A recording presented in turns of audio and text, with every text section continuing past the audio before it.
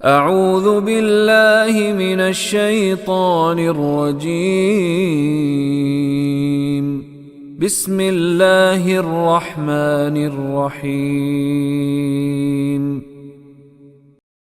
وَإِذَا قَرَأْتَ الْقُرْآنَ جَعَلْنَا بَيْنَكَ وَبَيْنَ الَّذِينَ لَا يُؤْمِنُونَ بِالْآخِرَةِ حِجَابًا مَسْتُورًا وَإِذَا قَرَأْتَ الْقُرْآنَ جَعَلْنَا بَيْنَكَ وَبَيْنَ الَّذِينَ لَا يُؤْمِنُونَ بِالْآخِرَةِ حِجَابًا مَسْتُورًا وَإِذَا وہ ہماری زبان میں استعمال ہونے والا کلمہ ہے، کیا معنی ہے؟ اور اذا جب اذا کا کلمہ آ جاتا ہے، یہ آتا تو ماضی سے پہلے ہے۔ جب ماضی سے پہلے آئے تو ماضی کا ترجمہ تو ماضی میں ہی کیا جاتا ہے، لیکن اذا کی وجہ سے اس کا ترجمہ مضارع میں کرتے، اس کا ترجمہ ماضی میں نہیں کیا جاتا، اس کا ترجمہ زمانہ حال یا زمانہ مستقبل میں کیا جاتا ہے۔ آگے کلمہ آ رہا ہے جی وَإِذَا قَرَأْتَ، قرأ ماضی ہے، قرأت تو نے قرأت کی، تو نے پڑھا، تم نے تلاوت کی، قرأتو میں نے پڑھا، قرأتی تو ایک مؤنث نے پڑھا، قرأت اس ایک مؤنث نے پڑھا، اور خالی قرأ آ جاتا تو اس کا مطلب اس ایک مذکر نے پڑھا، قرأنا ہم سب نے پڑھا۔ اذا کے بعد ماضی آیا، لیکن اب اس کا ترجمہ زمانہ حال یا زمانہ مستقبل میں کریں۔ وَإِذَا قَرَأْتَ الْقُرْآنَ، جب آپ قرآن پڑھتے ہیں یا پڑھیں گے۔ اچھا، اللہ میاں مضارع کا کلمہ بھی تو استعمال کر سکتے تھے، نہیں کیا، ماضی کیا، اس سے پہلے اذا لگا کے اسے پھر مضارع بنا دیا۔ ٹھہرو، سوچو ذرا، یہ انداز ہے اس کا، ٹھہرو سوچو ذرا۔ یہ جو بات اہم کہی جا رہی ہے، ماضی میں بھی ایسی ہی تھی، حال میں بھی ایسی ہی ہوگی، اور آئندہ بھی ایسی ہی ہوگی۔ اس قانون کے اندر کوئی فرق نہیں آئے گا، کوئی لچک نہیں آئے گی۔ جو آج بات بتا رہے ہیں آئندہ بھی ایسا ہی ہوگا۔ کوئی میں بات سمجھا سکا جی؟ وَإِذَا قَرَأْتَ الْقُرْآنَ، جب ہم وَإِذَا قَرَأْتَ الْقُرْآنَ، جب تم قرآن کو پڑھتے ہو، جعلنا، جعلا بھی ماضی ہے، جعلا ماضی ہے، لیکن اس سے پہلے اذا آ چکا ہے، تو جعلا کا ترجمہ ہم ماضی میں نہیں کریں گے، مستقبل میں گے۔ جعلا اس نے بنایا، جعلتو میں نے بنایا، جعلتا تو ایک مذکر نے بنایا، جعلتی تو ایک مؤنث نے بنایا، اور جعلنا ہم سب نے بنایا، اور جعلا ہوتا تو اسے ایک مذکر نے بنایا۔ جعلنا ہم نے بنایا نہیں، اب ترجمہ کہ بنا دیتے ہیں یا بنا دیں گے۔ بینا کا کلمہ بھی اردو میں استعمال کرتے ہیں، جعلا کا کلمہ بھی اردو میں استعمال کرتے ہیں۔ جعلا کا کیا، بینا کا کیا مطلب ہے جی؟ درمیان۔ بینا کا تمہارے درمیان، وہ بین الذین، وہ بینا اور درمیان میں، الذین ان تمام اشخاص کے، لا یؤمنون لا نہیں، آمنا وہ ایک شخص ایمان لایا، یؤمنو وہ ایمان لاتا ہے یا لائے گا، تؤمنو تم ایمان لاتے ہو یا لاؤ گے، اؤمنو میں ایمان لاتا ہوں یا لاؤں گا، نؤمنو ہم ایمان لاتے ہیں یا لائیں گے۔ یہاں آگے یؤمنون وہ سب ایمان لاتے ہیں یا لائیں گے، اور ہم بنا دیتے ہیں ان سب لوگوں کے درمیان جو ایمان نہیں لاتے، بالآخرہ بے کے ساتھ بھی اس کے معنی ہوتے ہیں، کے متعلق بھی اس کے معنی ہوتے ہیں، کے سبب بھی اس کے معنی ہوتے ہیں با کے، لیکن کبھی با کے معنی پر بھی ہوتے ہیں۔ آمنت باللہ میں ایمان لایا اللہ پر، تو ٹھیک ترجمہ کریں گے تو اردو ادب قبول کرے گا، ورنہ اردو کا جملہ صحیح نہیں معنی دے گا، اس کی فصاحت گر جائے گی۔ الذین لا یؤمنون بالآخرہ، آخرہ وہی کلمہ ہے جسے اردو میں ہم آخرت کہتے ہیں، جو آخرت پر ایمان نہیں لاتے، یعنی وہ دن جب ایک سور پھونکا جائے گا، پھر ساری زندگی ختم ہو جائے گی،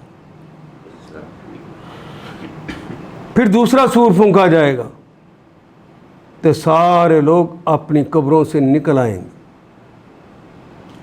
پھر حشر کا میدان ہوگا، پھر وہاں پہ میزان لگے گی، پھر اعمال تولے جائیں گے، کسی کا رزلٹ اس کے دائیں ہاتھ میں پکڑایا جائے گا اور کسی کا رزلٹ اس کے بائیں ہاتھ میں پکڑایا جائے گا۔ اس پورے دن کا نام یوم الآخرہ ہے۔ جو شخص اس پورے دن پر ایمان نہیں رکھتا ہوگا، اس کے درمیان اور تمہارے درمیان ہم بنا دیتے ہیں یا بنا دیں گے پردہ، حجابن، حجاب کسے کہتے ہیں؟ پردہ، یہ بھی حجاب کا کلمہ ہم اردو میں استعمال کرتے ہیں۔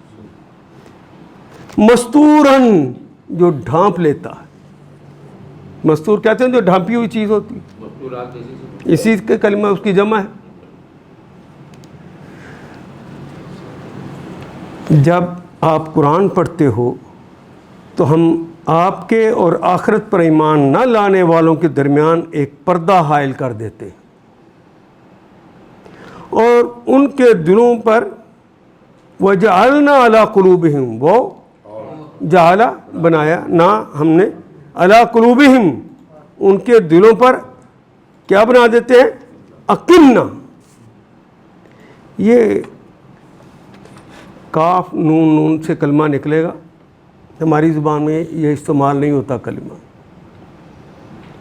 کنّا یکنّ، ناصرہ ینصر اس کا باب ہے، چھپانا، کس چیز کا کسی چیز کے اندر چھپا دینا۔ کنان اکنہ کی جمع ہے، یعنی غلاف، پردہ جس میں کوئی چیز رکھ کر چھپا لی جاتی۔ تو وہ کہتے ہیں وَجَعَلْنَا عَلَىٰ قُلُوبِهِمْ أَكِنَّةً، اللہ کہتے ہیں ہم نے ان کے دلوں کو غلاف میں چھپا دیا ہے، ہم نے چھپا دیا ان یفقہوا، تاکہ وہ نہ سمجھ سکے۔ جب اس طرح خالی ان کا کلمہ آتا ہے تو وہ نفی کے معنی دیتا ہے، ہم ان کے اس لیے چھپا دیتے ہیں کہیں وہ سمجھ نہ جائیں، اللہ ہی نہیں چاہتے کہ ان کو سمجھ آئے۔ پھر اللہ نے انسان کی کیمسٹری بھی ایسی بنا دی ہے کہ جو آخرت پر ایمان نہیں رکھتا پھر اللہ کی باتیں اسے سمجھ آتی بھی نہیں۔ دوسری بات، وہ عموماً ان کی نفسیات یہ بھی ہوتی ہے کہ پھر وہ اتنے دور ہو جاتے ہیں اللہ کی بات سنتے بھی نہیں ہیں، تو اللہ میاں نے کہا وَفِي آذَانِهِمْ، وہ فی آذانہم، اذن کی جمع ہے، اذانہم، اذان بھی اردو میں استعمال کرتے ہیں۔ ہم ان سب کے، کے کی کا اضافہ کریں گے کیونکہ پہلا نکرہ اور دوسرا معرفہ ہے۔ فی اذانہم، ان کے کانوں میں وقرن، وقرا یا کرو، فتح یفتح اس کا باب ہے، اس کے کئی معنی ہیں۔ ایک معنی ہوتے ہیں وقرا، اس نے قرار پکڑا، حمل ٹھہر گیا تو قرار پکڑا گیا ہے، وہ کہیں جا کے ٹھہرا ہے تو اس نے وقر کیا ہے۔ وقرا کے ایک معنی پورا کلمہ اردو کا جو وقار ہوتا ہے، اس کے اندر بھی ایک ٹھہراؤ ہوتا ہے اور اطمینان اور حیات، تینوں چیزیں اس کے اندر پائی جاتی ہیں، تب اس کا وقار اور اس کے اندر ٹھہراؤ ہوتا ہے۔ اور وقر کے ایک معنی گرانی بھی ہوتے ہیں، بھاری پن۔ ان کے کانوں میں وقرن کیا بنا دیتے ہیں؟ بھاری پن، انہیں پھر کچھ سنائی نہیں دیتا۔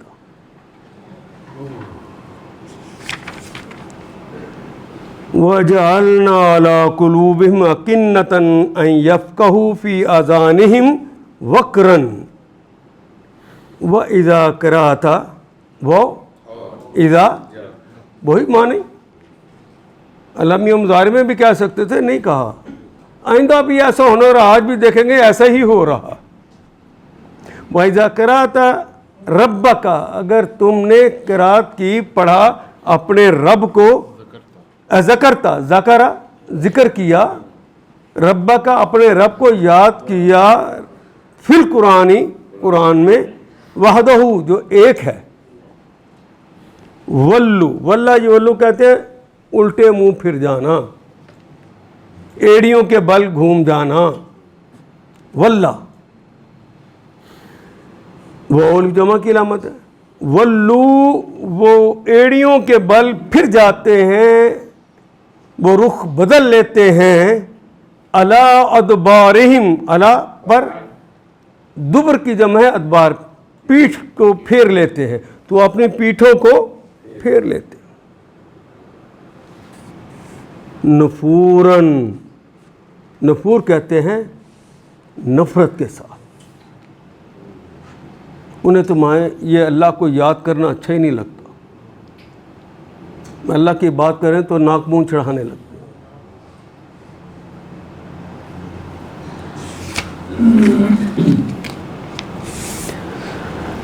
اللہ اکبر.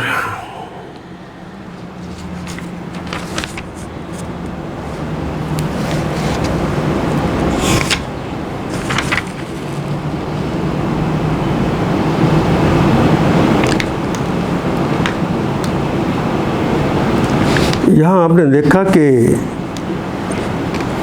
اے نبی محترم صلی اللہ علیہ وسلم, جب آپ قرآن پڑھتے ہو تو وہ تمہارے اور آخرت پر ایمان نہ لانے والوں کے درمیان ایک پردہ حائل کر دیتے ہیں.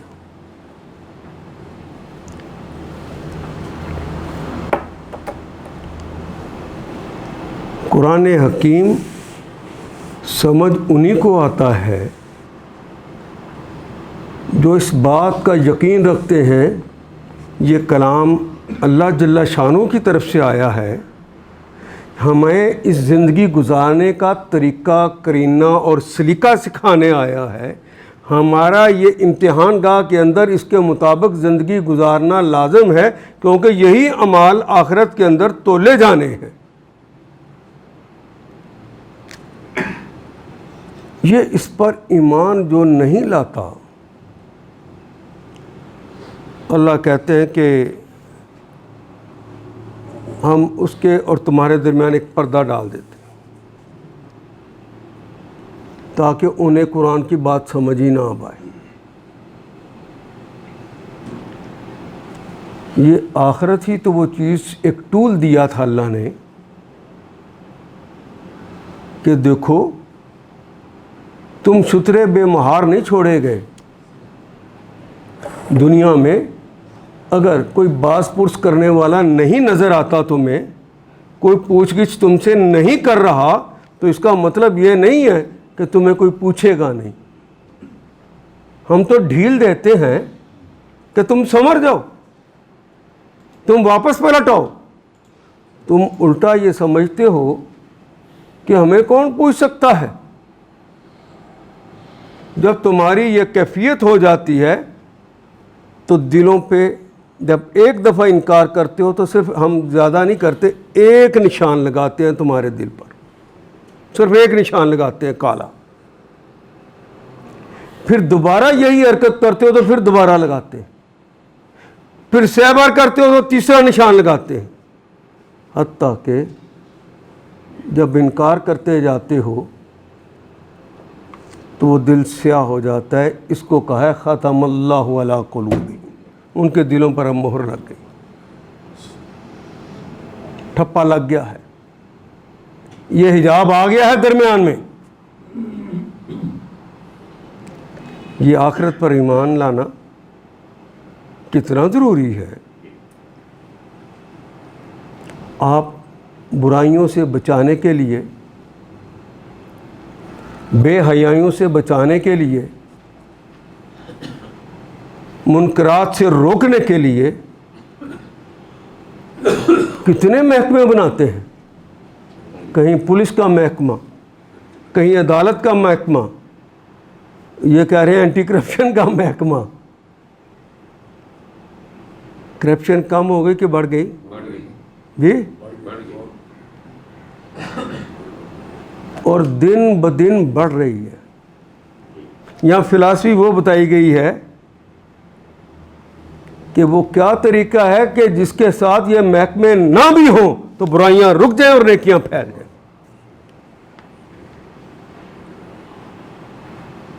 نبی محترم صلی اللہ علیہ وسلم نے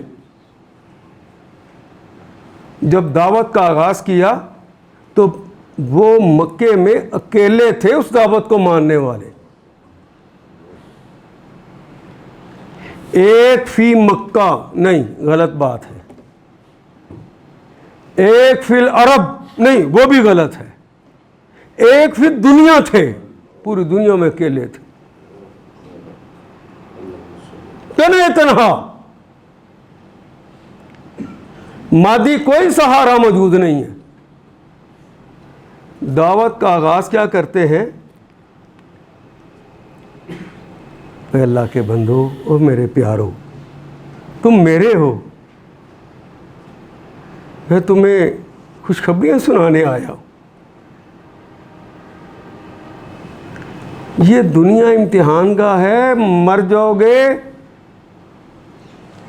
تو اللہ میاں نے تمہیں دوبارہ زندہ کر لینا ہے.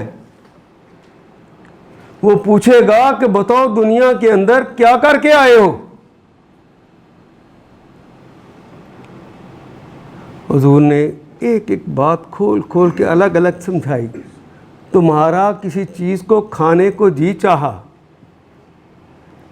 تو تمہیں پتہ چل گیا کہ اس کو تو اللہ نے منع کیا ہے, تو قیامت کے روز مجھے کہیں سزا نہ ہو جائے, ہم سے ڈر کے اس کو چھوڑ دیا.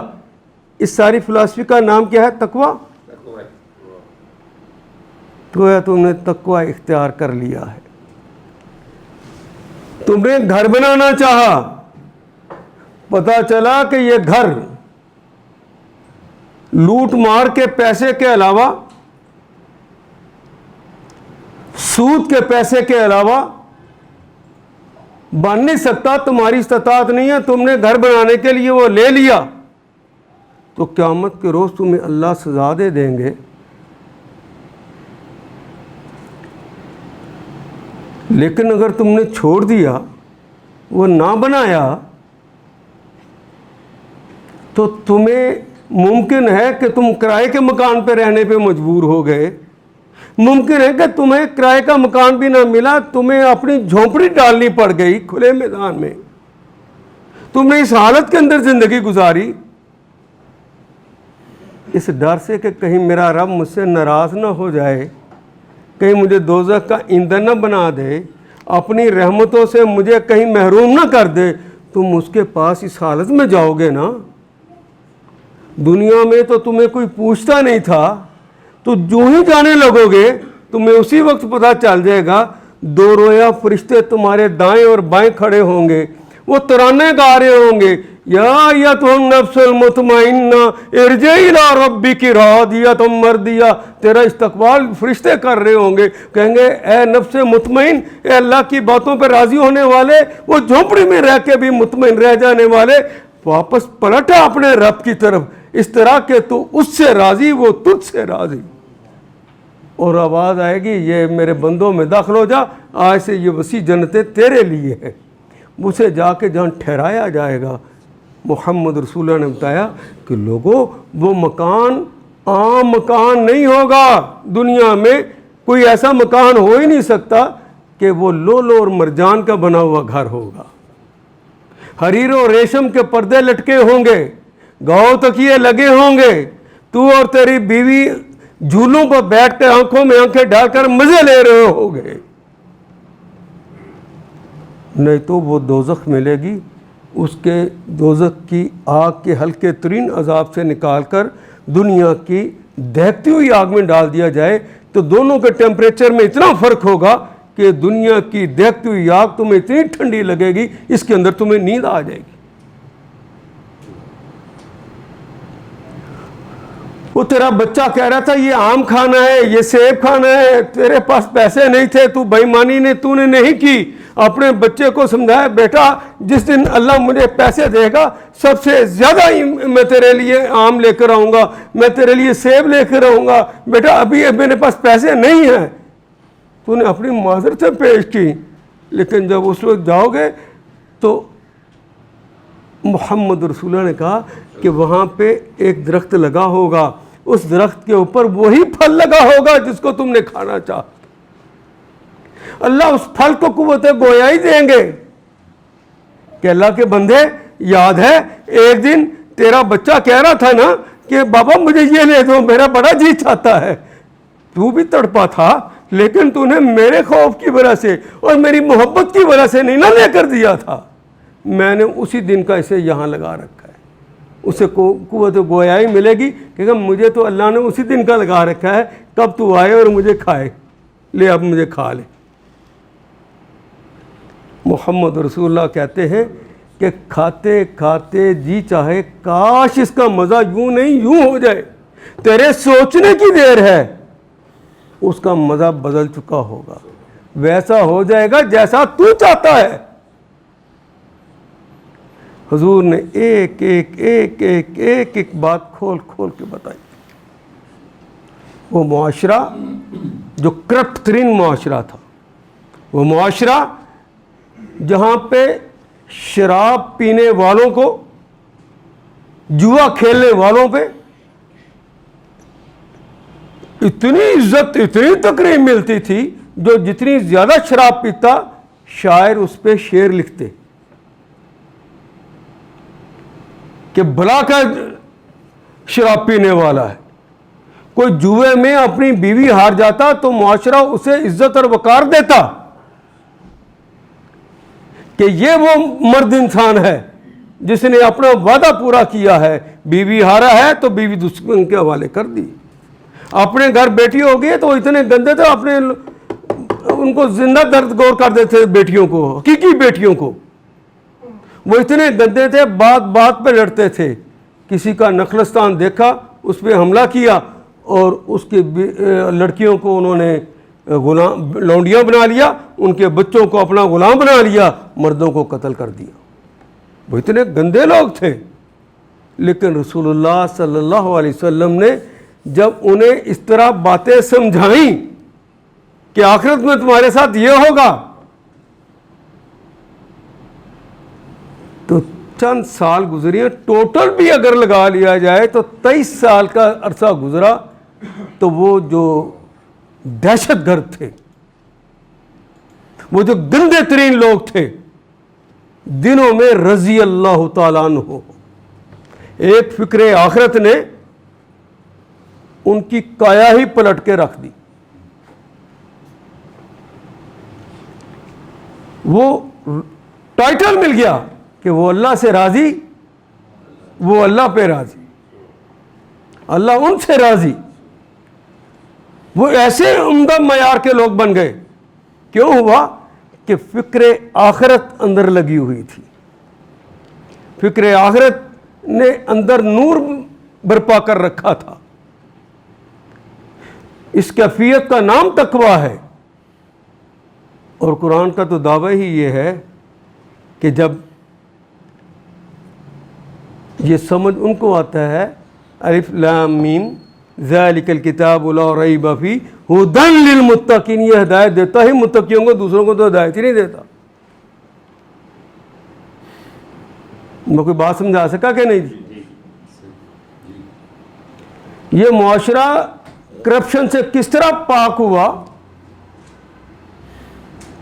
آپ نے اس زمانے کے لوگوں کو دیکھا ہوگا, جب ان کے زمانے کی باتیں لوگ سناتے ہیں سیرت کے زمانے میں, اس کرپٹ ترین زمانے کی اگر کرپشن کو جب نبی اکرم صلی اللہ علیہ وسلم کی مدینے کی حکومت بن گئی اور خلفائے راشدین کا پورا زمانہ اگر دیکھے, ان 30-31 سالوں کے اندر کتنے جرائم ہوئے, آپ حیران ہو جائیں گے. 14 جرائم سے زیادہ اگر کوئی چیز نہیں ہمیں ملتی, ریکارڈ ہی کوئی نہیں.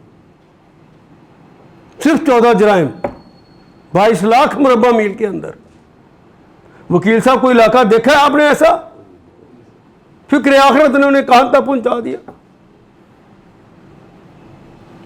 اس لیے اللہ نے چن کر یہاں پہ کہا کہ جو لوگ آخرت پر ایمان نہیں رکھتے پھر ہم ان کے اور تمہارے درمیان وہ ایک پردہ حائل کر دیتے ہیں. یہی ان کی سزا ہے. آخرت پر ایمان کس قدر ضروری ہے. یہی دلوں کی کیفیت بدلنے والی چیز ہے.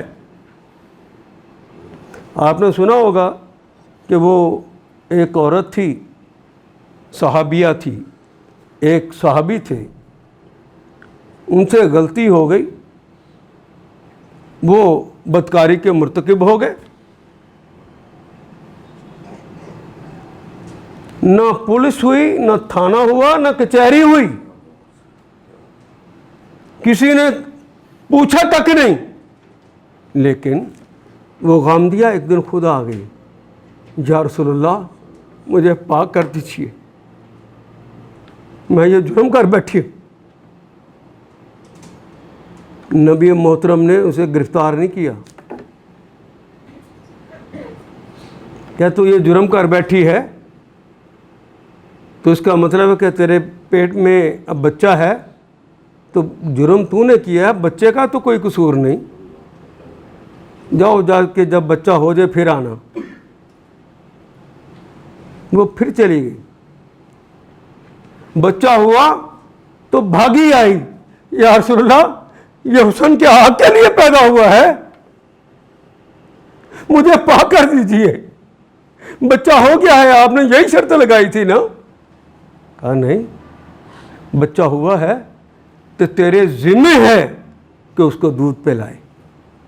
بچے کا کوئی قصور نہیں ہے، تیرا قصور ہے. تمہیں ہم سزا دیں گے لیکن جاؤ جا کے پہلے بچے کو دودھ پلاؤ. جب مائیں بچوں کو دودھ پلاتی ہیں تو محبت کس طرح امٹ کے آتی ہے. تو حضور صلی اللہ علیہ وسلم کا کلمہ تھا، اس وقت تک نہ آنا جب تک یہ فطام نہ ہو جائے. فطام کہتے ہیں روٹی کھانے کے قابل نہ ہو جائے. تو ایک دن بچہ روٹی کھانے کے قابل ہو گیا. اس نے بچے کو ساتھ اٹھایا، روٹی ہاتھ میں پکڑی، کہا بیٹا ذرا رسول اللہ کو روٹی کھا کے دکھاؤ، دیکھو رسول اللہ یہ فطام ہو گیا ہے، اب تو پاک کر دیجئے مجھے. اس حالت میں موت آ گئی تو یہ سیاہ منہ لے کر جاؤں گی اللہ کے پاس. اس فکر آخرت کے علاوہ کوئی اور چیز تھی جو انہیں مجبور کر رہی تھی. اور چند دن گزرے، وہ جس کے ساتھ ملوث ہوئی تھیں وہ صاحب خود بھی تشریف لے آئے اور کہا آقا مجھے پاک کر دیجئے. رسول اللہ نے کہا تمہیں پتہ ہے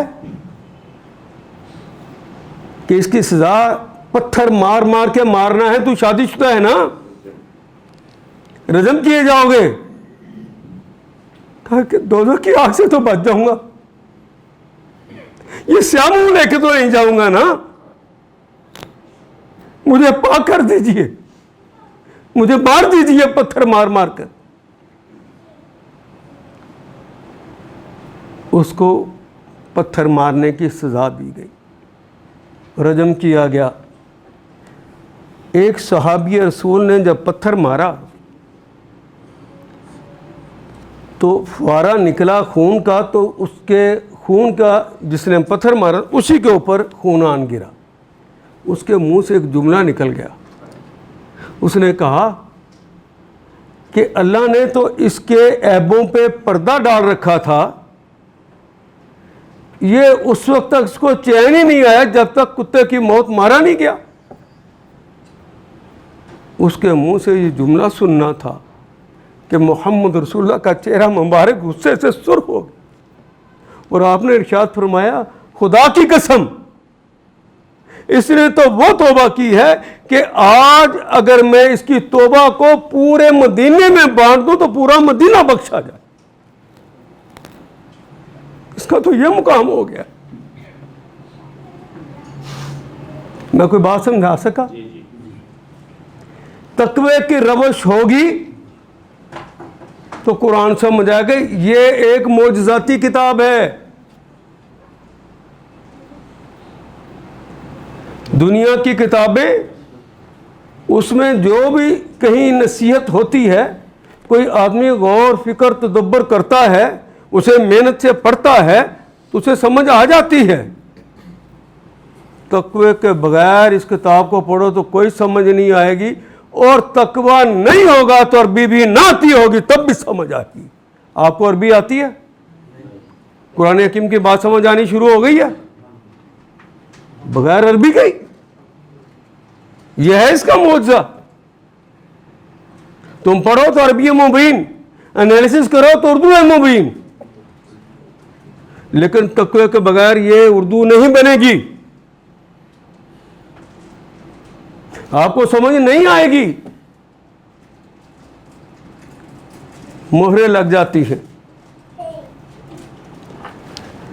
اللہ وَإِذَا قَرَأْتَ الْقُرْآنَ، جب تم قرآن پڑھتے ہو، جعلنا بینک وبین الذین لا یؤمنون بالآخرۃ حجابا مستورا، وہ حجاب کر دیتے ہیں جو چھپا لیتا ہے.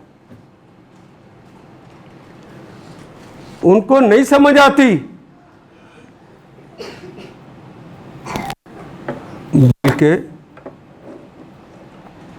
دنیا کی سزا تو یہ ہے اسے قرآن سمجھ نہ آئے، زندگی گزارنے کا طریقہ کرینہ سلیقہ نہیں آتا ہوگا تو دنیا جہنم ہو جائے گی کہ نہیں ہو جائے گی. آپ دیکھ لیجئے، اگر پاکستان کے اندر بیشتر لوگوں کو قرآن حکیم پڑھیں تو سمجھ نہیں آتا تو زندگی بھی اجیرن ہے کہ نہیں؟ کبھی بیٹے کے ہاتھوں، کبھی بہو کے ہاتھوں، کبھی بیٹی کی وجہ سے پریشان ہے، کبھی یہ اولاد ماں باپ کی وجہ سے پریشان ہے، کبھی ہمسایوں کی وجہ سے پریشان ہے، کبھی رعیت کی وجہ سے پریشان ہے، کبھی اپنے حاکموں کی وجہ سے پریشان ہے. زندگی پریشان سے پریشان تر ہوتی جا رہی ہے کہ نہیں ہوتی جا رہی؟ یہ دنیا کی سزا ہے. دنیا بھی جہنم قدا ہو جائے گی. اس سے پوچھو جس کی بیوی اس کو نہ سمجھنے کی وجہ سے کہیں آشنائیاں کر بیٹھی ہے، بے وفا ہو گئی ہے، اس کا شوہر رات کو آرام سے کیا سو جاتا ہے؟ گھر میں اس نے تقوی کی فضا کو بنایا ہوتا اور قرآن کی تعلیمات سے اسے لگایا ہوتا تو پھر بھی ایسا ہی ہوتا. یہ تو دنیا کی سزائیں، اگر باہر کی آخرت کی سزا ابھی باقی، آخرت کی سزا بھی باقی ہے.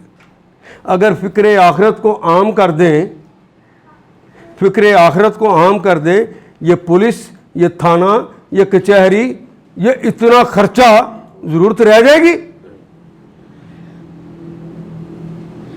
یہ تو چند وہ لوگ جو کہ نصیحت جن پہ عمل نہیں کرتے، یہ تو ان کے لیے ہوتا ہے. لیکن آج تو چونکہ قرآن حکیم کی طرف رجحان ہی نہ رہا، فکر آخرت پالی ہی نہیں، وہ دنیا ہی کی قریب کی چیزوں کے اوپر مر مٹتے ہیں، تو آخرت نہیں ہوگی تو پھر قرآن سمجھ آ جائے گا؟ تو نہ قرآن گھر میں ہے، سب کے اتمام حجت ہو چکا. کوئی شخص ایسا نہیں جس کی دسترس سے قرآن حکیم دور ہو. لوگوں نے ترجمے کر کے، لفظی ترجمے کر کے، با محاورہ ترجمے کر کے، ان کی شرحیں کر کے کتابیں دے دی ہیں. اتمام حجت ہو چکا. اتمام حجت کے بعد بھی اگر کوئی نہیں پڑھے گا، اور ہم نے تو اردو کا ترجمے کے ساتھ بغیر عربی جانے وہ پڑھنے کا سلسلہ شروع کیا، پھر بھی لوگ نہیں جڑیں گے تو پھر حجاب ہوگا یا نہیں ہوگا؟ اگلا جملہ سنیے، وہ اس کے ساتھ کا ہے. اور جب یہ تقوی کی روش نہیں ہے تو فسق اور فجور کی روش ہے نا. تو فاسق کے بارے میں قرآن حکیم کی ایک آیت پڑھتا ہوں.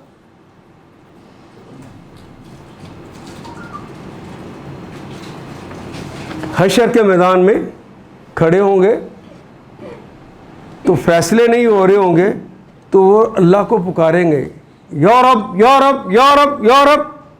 اللہ ان کی بات کو نہیں سنے. پھر ایک آواز آئے گی،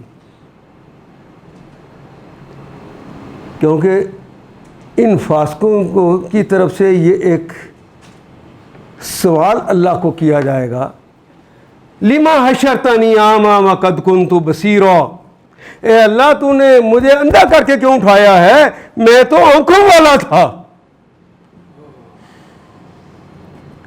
اس دن فاسق جو متقی نہیں ہوگا وہ اندھا کر کے اٹھایا جائے گا اور پوچھے گا اللہ سے، لما حشرتنی اعمی وقد کنت بصیرا، اے اللہ تو نے مجھے اندھا کر کے کیوں اٹھایا ہے، میں تو آنکھوں والا تھا۔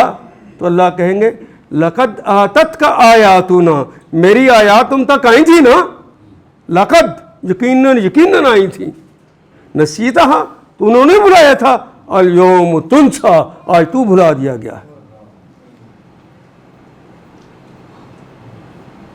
جس کو اللہ اس دن بھلا لے اس کا کوئی والی وارث ہوگا؟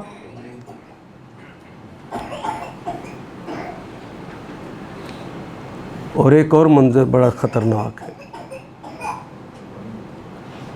جب لوگ اکٹھے ہوں گے تو حضور کا جھنڈا جہاں ہوگا تو کلمے پڑھنے والے سارے وہاں اکٹھے ہو جائیں گے کہ یہ ہمارے نبی کا جھنڈا ہے۔ حوض کوثر پہ جھنڈا لگا ہوگا نا حضور صلی اللہ علیہ وسلم کا، حضور پانی پلا رہے ہوں گے تو سارے بھاگے ہوئے جائیں گے، تو آواز ہے کہ امتاز اليوم ایھا المجرمون، مجرموں چھانٹ کے الگ ہو جاؤ، میرے رسول کے جھنڈے کے نیچے کھڑے نہیں ہونا، چلو الگ ہو جاؤ۔ کیا حشر ہوگا اس وقت؟ رحمان دھتکارے گا۔ کون؟ رحمان۔ کوئی مولوی نے نہیں اس دن کہنا، آپ کہیں گے مولوی متشدد ہے، لیکن اس دن مولوی نہیں ہوگا، اس کا نام رحمان ہے۔ آج تو جبار اور قہار کی کیفیتوں میں ہے، آج تو پورا عادل بن کے میزان کے اوپر کھڑا ہے۔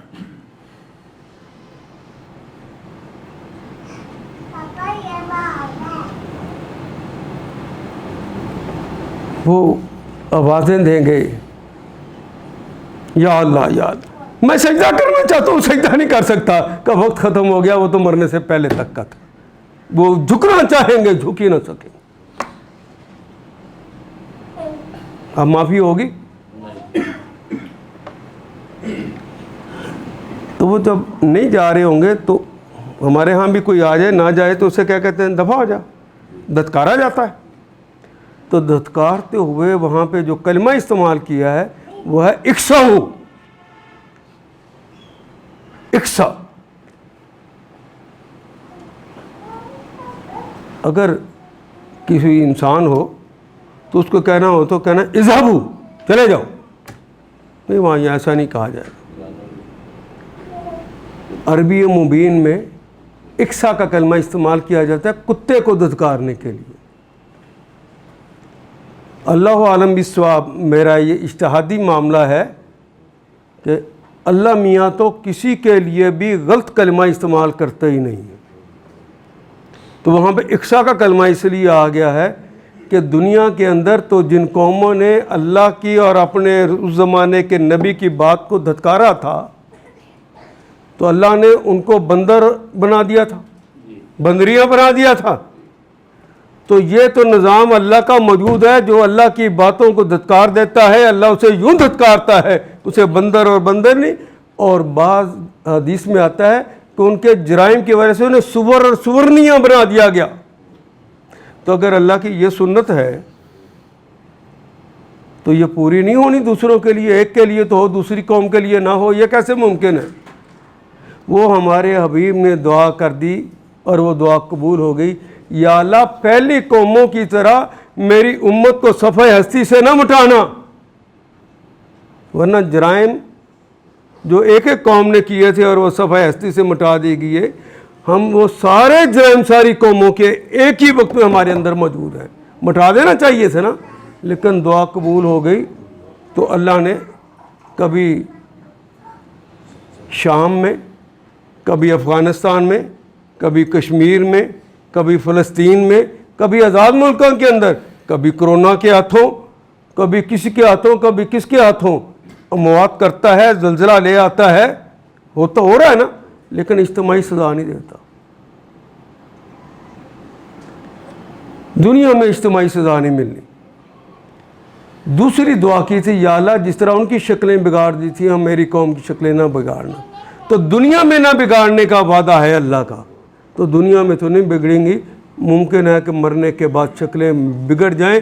میں نے امت محمد صلی اللہ علیہ وسلم کی نفسیات کا مطالعہ کیا تو اس کی ساری خرابیاں اس کی لالچ کی وجہ سے ہیں، اور یہ لالچ جو ہے کتے کی شان ہے۔ کتے کے اندر بہت صفات ہیں، اگر ایک لالچ نہ ہوتی تو ولی اللہ والی ساری صفات ہیں۔ یہ لالچ اسے کتا بنا دیتا، اور انسان اگر وہ ساری حرکتیں کرنی شروع کر دے لالچ کے لیے، اپنے باپ کو، اپنی ماں کو، اپنی بیوی کو بھی ڈاج کرنا شروع کر دے، ہمسائے کو ڈاج کرنا شروع کر دے، میری دولت مل جائے، اللہ کو چھوڑ جائے، رسول کو چھوڑ جائے، مومنین کو چھوڑ جائے، اپنا فائدہ ہی سوچتا چلا جائے، تو کل اس کی شکل ویسی نہیں بن جائے گی جس کی اس نے صفت اپنائی ہے۔ میں کوئی بات سمجھا سکا جی؟ اپنے بچوں کو سمجھانے کے لیے کسی بہو سے نہ ڈرایا کرو، تمہارا بابا آئے گا تیری ہڈیاں توڑاواں گی، یہ مت کہا کرو۔ بچوں کو پیار سے کہو، بیٹا رسول اللہ ناراض ہو جائیں گے، ہمارے اللہ ناراض ہو جائیں گے، بیٹا ایسا مت کرو، آواز بند کر لو۔ جو سمجھائیں گے تو ان کا تعلق آپ کے رب سے جڑ جائے گا، تقویٰ میں آ جائے گا، قرآن سمجھ انہیں آ جائے گا۔ مت ڈراؤ غیروں سے، انہیں بہادر دلیر اور شجاع رہنے دو۔ ہم نے الٹا چکر چلا دیا ہے۔ سنیے، یہ کیمسٹری بنتی ہے اس طرح کہ جب اس کے دل کے اندر سے آخرت کا خوف نکلتا ہے، دنیا داخل ہوتی ہے تو دنیا کا کتا بن جاتا۔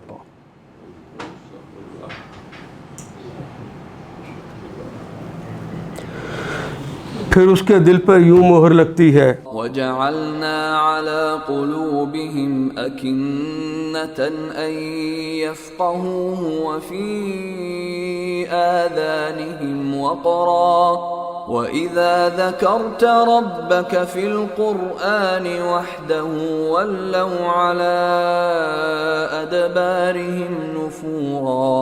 اور کہا وَجَعَلْنَا عَلَى قُلُوبِهِمْ أَكِنَّةً،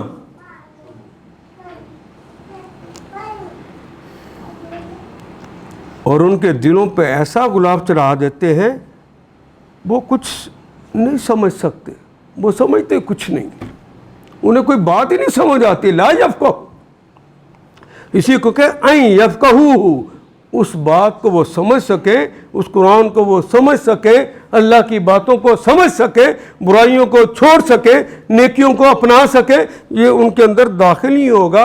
اور فی اذانہم وقرن، وقرن، اور ان کے تو کانوں میں گرانی آ جائے گی، تم پڑھ کے اس وقت سمجھا رہے ہوگے تو انہیں سمجھ نہیں آئے گی کیونکہ سنتے ہی نہیں۔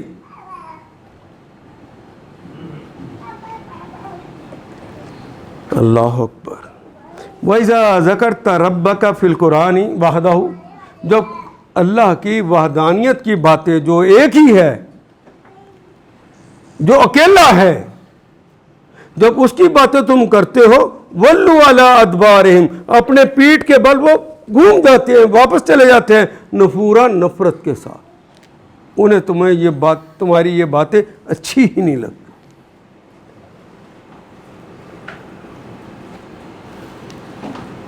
اور یہ جو جملے بھی کہے ہیں، یہ جملے کیوں کہے اللہ نے؟ جب نبی صلی اللہ علیہ وسلم نے سمجھانا شروع کیا تو عربوں نے خود رسول اللہ کو یہ جملہ کہا،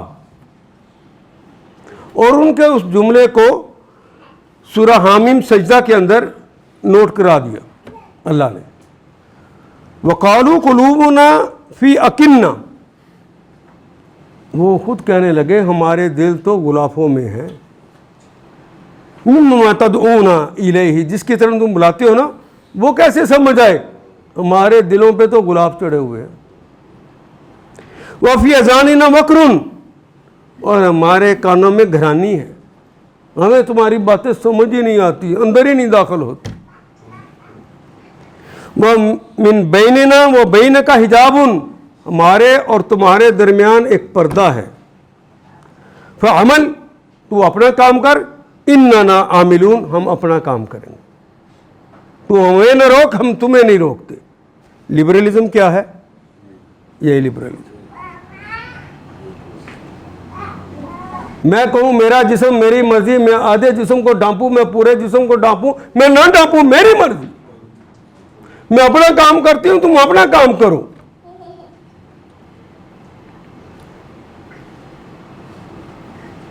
کسی غریب آدمی سے پستول برآمد ہو جائے تو اس کا کیا حال کرتے ہیں؟ تو پاکستان میں وہ ناجائز آیا کیسے؟ کسی سے منشیات برآمد ہو جائے کیا حال کرتے ہیں اس غریب آدمی کا؟ لیکن یہ منشیات کون لے کر آیا ہے؟ اس کو روکنا کس کا فرض تھا؟ کس منہ سے اسے پکڑتے ہو جا کے؟ دلوں پہ مہر لگ چکی ہے، نقطے کے بعد نقطہ لگتا چلا گیا ہے۔ ختم اللہ علی قلوبہم کے اس صف پہ آگے ہے، اب تو ایک ہی رہ گیا ہے کہ کب عذاب آئے اور اللہ صف حتی سے مٹا دے۔ ہاں، جن کو سمجھ آ گئی ان کے لیے بھی موقع ہے کہ اللہ سے توبہ اپنے لیے اور اپنی قوم کے لیے کریں، اپنے لیے بھی کریں، اپنی قوم کے لیے کریں۔ جس وقت رسول اللہ زندہ تھے اس وقت یہ بات انہیں کہی گئی، اپنے لیے بھی کرو اور اپنی قوم کے لیے بھی کرو، نہیں مانتے تو تم ان کے لیے دعائیں کرو، تمہاری دعائیں انہیں فائدہ دے دیں۔ تو اس وقت جن کو بات سمجھ آ گئی ہے، صرف اپنی اولاد کے لیے نہیں، اپنے شوہر کے لیے نہیں، اپنی بیوی کے لیے نہیں، مسلمانوں کے لیے کرو، انسانوں کے لیے کرو، دوزخ کی طرف جا رہے ہیں، بچا لو انہیں، اور اسی طرح بچانے کی کوشش کرو جس طرح محمد رسول اللہ کہتے ہیں میری مثال اس طرح ہے کہ جس طرح کوئی جہنم میں گڑھے میں گرنا چاہ رہا ہے، وہ گرنے لگا تو میں کمر سے پکڑ کے انہیں بچاتا ہوں، اور جب کوئی خودکشی کرنے لگے تو اس کو یوں بچایا جائے تو وہ منہ پہ مارتا ہے، ان کے منہ کی مار کھا لو لیکن انہیں بچا لو، پیچھے نہ ہٹنا۔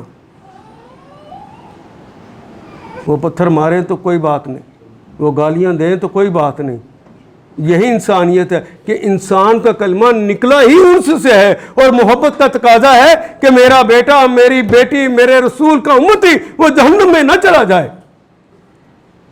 اور یہاں یہ بھی میں عرض کروں کہ امتی کہتے ہوئے ہم سمجھتے ہیں جس نے لا الہ الا اللہ پڑھ لیا صرف وہ امتی نہیں، اسے امت اجابہ کہا گیا ہے، جس نے دعوت کو قبول کر لیا ہے، اور جس نے دعوت کو ابھی قبول نہیں کیا اسے امت دعوی رسول اللہ نے کہا ہے۔ یہ ساری کی ساری رسول اللہ کی امت ہے، وہ امت تو جہنم کی طرف جا رہی ہے رسول اللہ کی۔ اپنوں کو بھی دعوت دینی ہے، دوسروں کو بھی دعوت دینی ہے، سب کو بلانا پکارنا ہے۔ فکر آخرت اور تقوی دو ٹولز ایسے میں نے بتائے ہیں، فکر آخرت کی بنیاد پر تقوی پیدا ہوگا، اور تقوی کی بنیاد پر تمہیں قرآن سمجھ آئے گا تاکہ تم اپنی زندگی کو ٹھیک ٹھیک سنبھال سکو۔ میں کوئی بات سمجھا سکا جی؟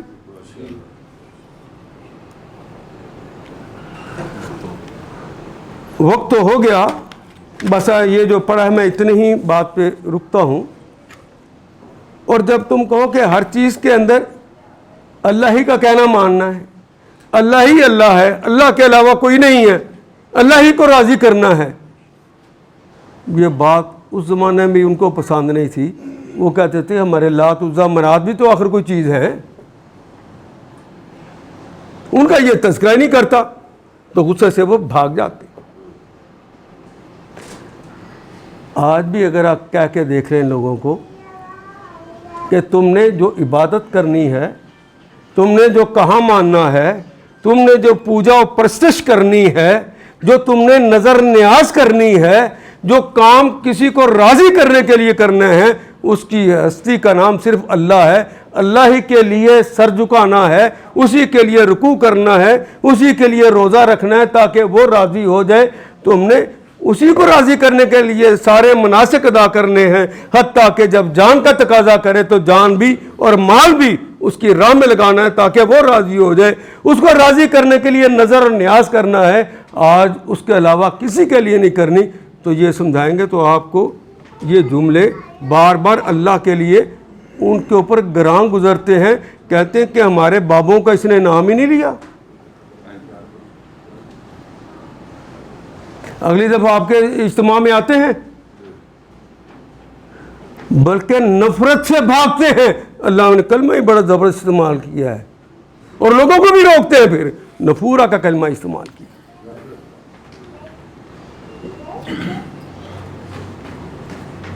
کہتے ہیں اس کی تو وہابیت ہی نہیں ختم ہو رہی، ہر بات کے اندر اللہ، ہر بات کے اندر اللہ. اور جب تک اللہ سے یہ تعلق نہ ہوگا تو آخرت کس چیز کی، تقوی کس چیز کا. اس مقام پر ایک ہی ہستی ہے جس کا نام اللہ ہے. تو پورا قرآن تو اسی بات پہ بھرا پڑا ہے کہ وحدہ لا شریک لہ.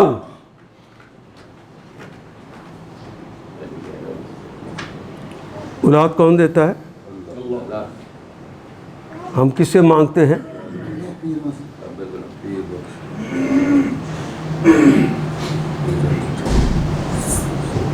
سوچئے ذرا.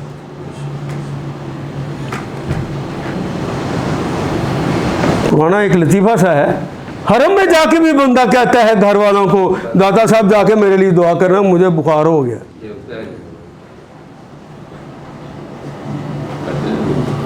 کس کو پکارنا ہے؟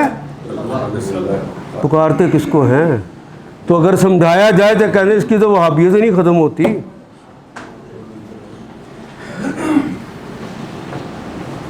تو جس کا مرکز محبت وہاب ہو، جس کا مرکز محبت وہاب ہو اور جس کا مرکز محبت محمد رسول اللہ ہو، اس کو کہیں اور آنکھ اٹھانے کی ضرورت رہ جاتی ہے؟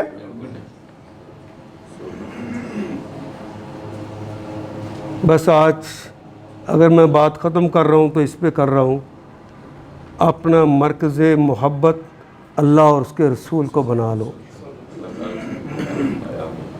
آخرت کی فکر پال لو، تمہارے گھر بھی جنت نظیر ہو جائیں گے انشاءاللہ، یہ پاکستان بھی جنت نظیر ہو جائے گا انشاءاللہ، اور دنیا بھی ہماری جنت نظیر ہو جائے گی انشاءاللہ، اور آخرت بھی آپ کو ملے گی انشاءاللہ.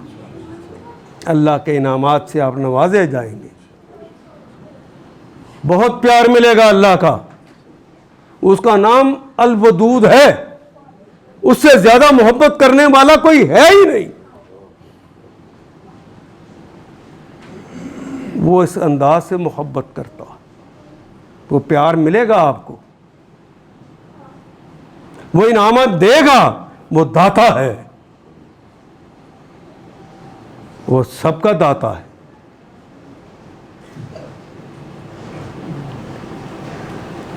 وہ دینے سے نہیں تھکتا تو بندہ مانگنے سے تھک جاتا ہے. وہ اتنا دیتا ہے. آپ مانگنا شروع کر لیں، یقین کریں آپ تھک جائیں گے. آپ کہیں گے کیا کیا مانگے، اور تھوڑی دیر کے بعد دعائیں ختم ہو جاتی ہیں، لیکن وہ دینے سے نہیں تھکتا. تو پھر اس سے مانگنا چاہیے، کسی اور سے مانگنا چاہیے. تو کہاں کہاں جا کے ہم ٹھوکریں نہیں کھاتے، اس کا در چھوڑ کر در کی ٹھوکریں کھائیں گے. اجتماعی طور پر اللہ کے در کو چھوڑا، اللہ کے دین کا نفاذ اس نے نہیں کیا کہ بڑی طاقتیں ہمیں فنڈامنٹلسٹ کہہ دیں گی، دقیانوسی کہہ دیں گی، پرانے خیالات کا حامل کہہ دیں گی، گلوبل ولیج کے اندر اجنبی قرار دے دیں گی. یہی تھا ڈر. تو تم نے پھر غیروں سے مانگنا شروع کیا، مل گیا.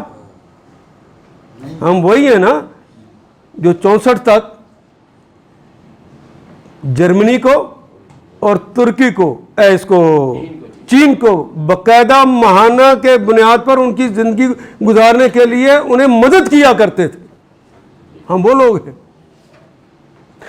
لوگ ہیں کہ ہمارے لوگوں نے لوگوں کے جا کے بجٹ بنائے تو 30 کے اینگل پہ بجٹ مریض بجٹ مرا ہوا بجٹ کہلاتا ہے.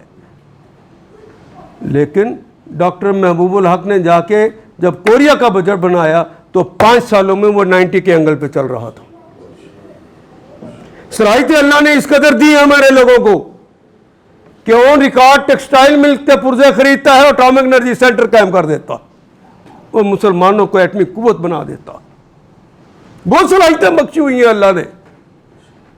ہماری دھرتی سونا اگلنے والی ہے, ہمارا بلوچستان سونے سے بھرا ہوا ہے, دھاتوں سے بھرا ہوا ہے. بستی کے لوگ اگر فسق اور فجور کی روش کو اپنائیں گے تو زمین اور آسمان برکتوں کے دروازے بند کر لیں گے اور اللہ ان پہ ظالم حکمران مسلط کر دیں گے. یہ محمد رسول اللہ کا فرمان.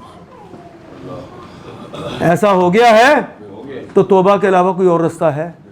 اس کی طرف پلٹنے کے علاوہ کوئی اور رستہ ہے؟ فکر آخرت کے حساب سے اپنے آپ کو مزین کرنے کا کوئی اور علاوہ کوئی اور رستہ ہے؟ بس اپنے محبتوں کا مرکز اللہ اس کے رسول کو بنا لو تو سوچیں سیدھی ہو جائیں گی. اقول قولی ھذا واستغفر اللہ لی ولکم ولسائر المؤمنین والمؤمنات. ان آیات کو ایک دفعہ پھر تلاوت خود کیجیے, عربی و مبین پڑھتے ہوئے دیکھیے کیا بات پوری اندر اتر رہی ہے, کیا یہ اردو کے سانچے میں ڈھلتی گئی ہیں عبارتیں. اگر بات سمجھ آنی شروع ہو گئی تو الحمدللہ یہی ہمارا ہدف ہے اور یہ ہدف پورا ہو گیا. اللہ میرا اور آپ کا حامی و ناصر. الف لام